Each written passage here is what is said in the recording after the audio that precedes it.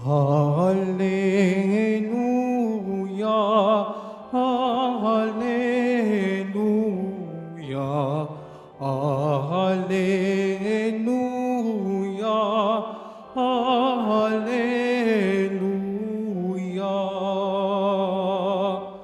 Panginoon ay darating, bibigyan niya ng paningin, mga bulag na gagaling.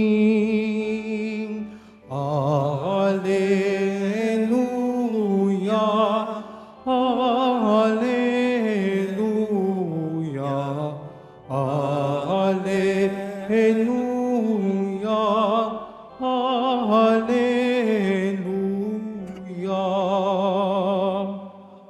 Sumainyo ang Panginoon. At sumaiyo rin.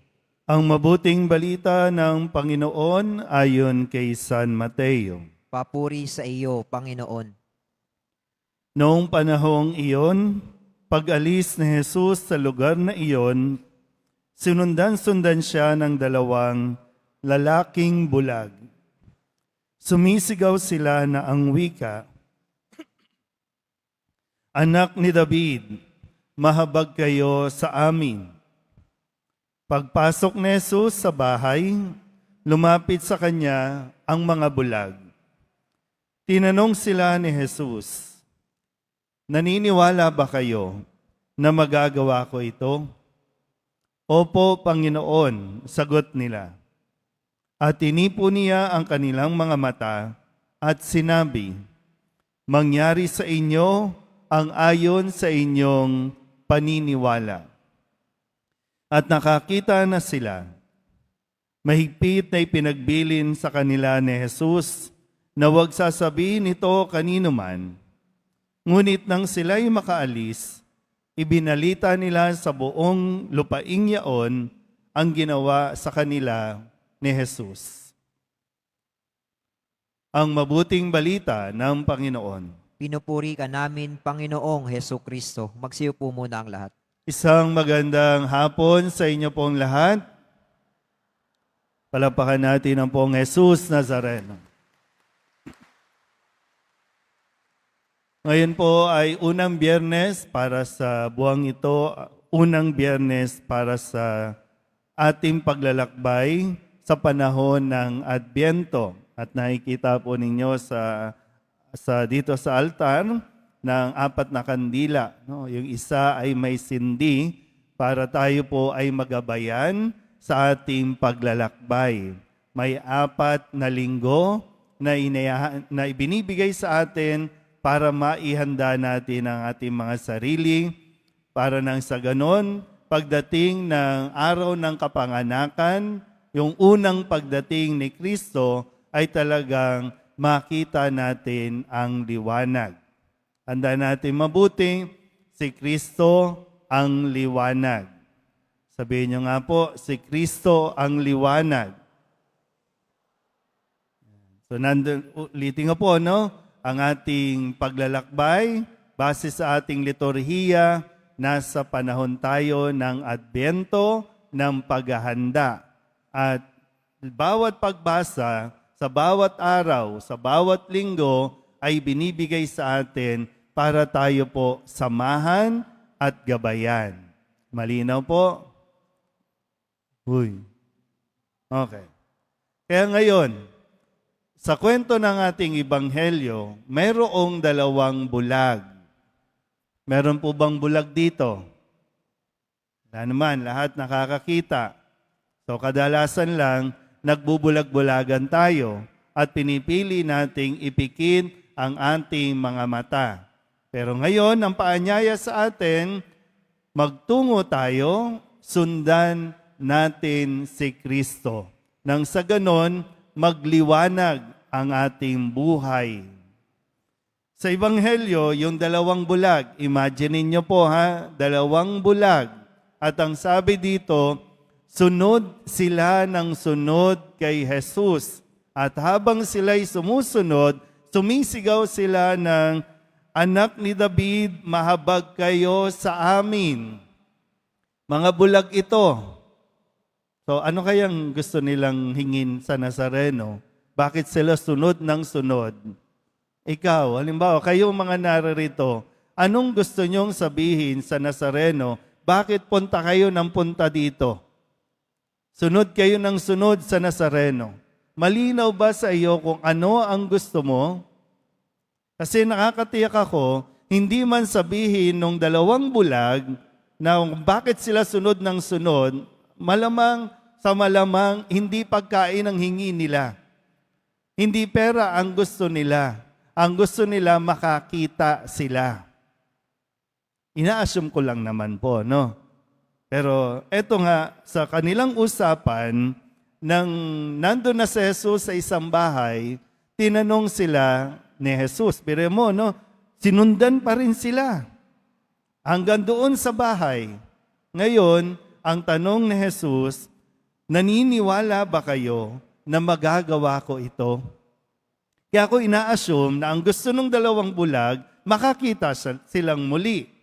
Kasi noon, kapag nabulag ka o kaya pinanganak kang bulag, itinuturing na ito ay isang sumpa, either parusa sa iyo o parusa doon sa mga magulang mo na nagsilang sa iyo.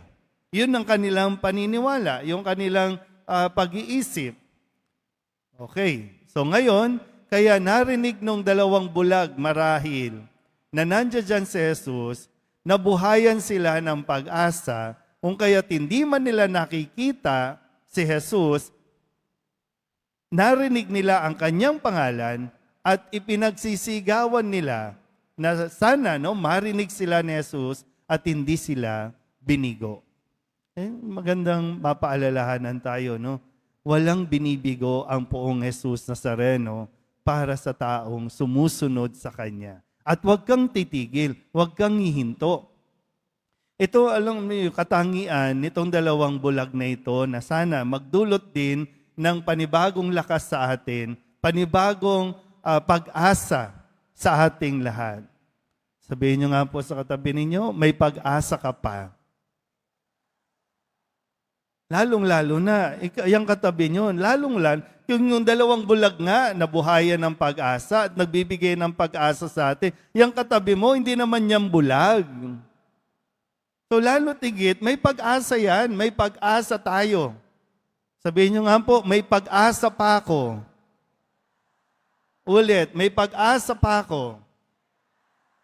Yan. Pero nyo, kasi di ba ang sinasabi natin, kapag gusto, may paraan. Pag ayaw, maraming pag-iinarte. Kung uunahin mo ang pag-iinarte, wala talagang mangyayari sa buhay mo. Kaya nga kung gusto mo, kung meron ka, pag tinatanong ngayon, ano bang, sabi niya kasi, mangyayari ang ayon sa iyong paniniwala. So ano bang paniniwala mo? Tinatanong ka ngayon ni Kristo, naniniwala ka ba na kaya kong ibigay sa iyo ang inihingi mo? Naniniwala ka ba na kaya kong gawin yan sa buhay mo? Sagot. Yung naniniwala, pumalakpak.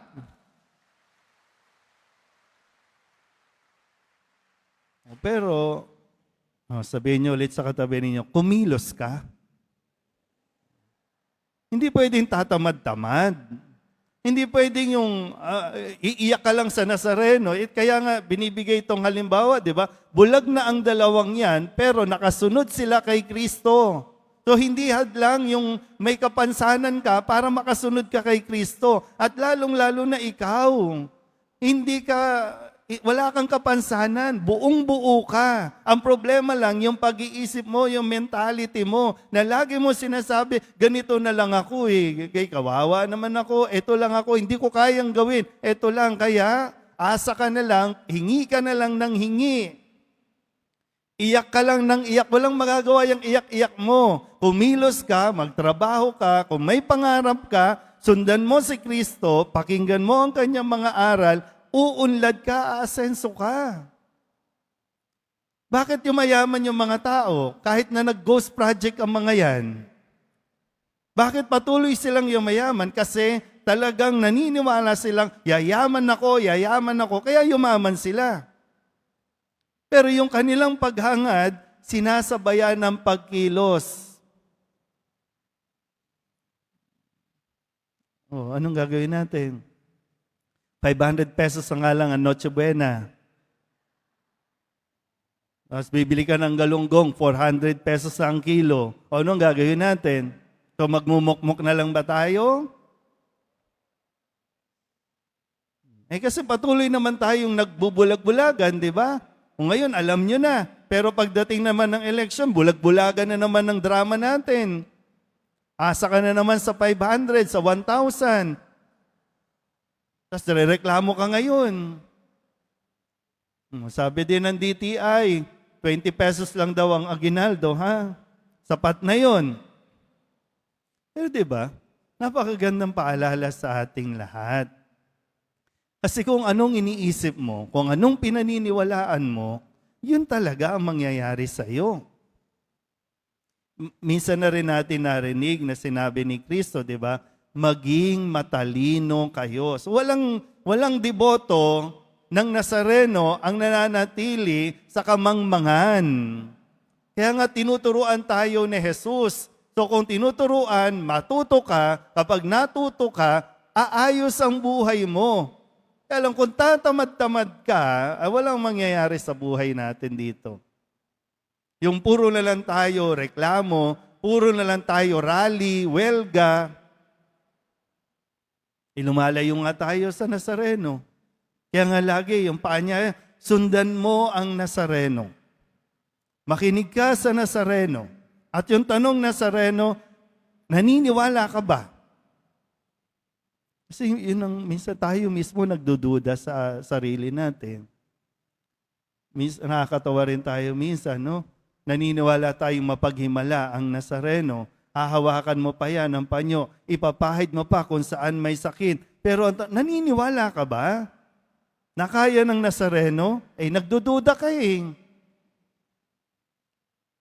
Sarili mo muna, kung alam nyo, kung maraming tao sa paligid mo hindi naniniwala sa iyo na kaya mo, pues, ikaw mismo, huwag kang bumitaw. Minsan, sarili mo na nga, hindi mo pinaniniwala. Hindi na naniniwala yung tao sa iyo. Pati ba naman ikaw hindi maniniwala sa sarili mo? Para mo na ring sinabing, walang magagawa ang Nazareno sa iyo.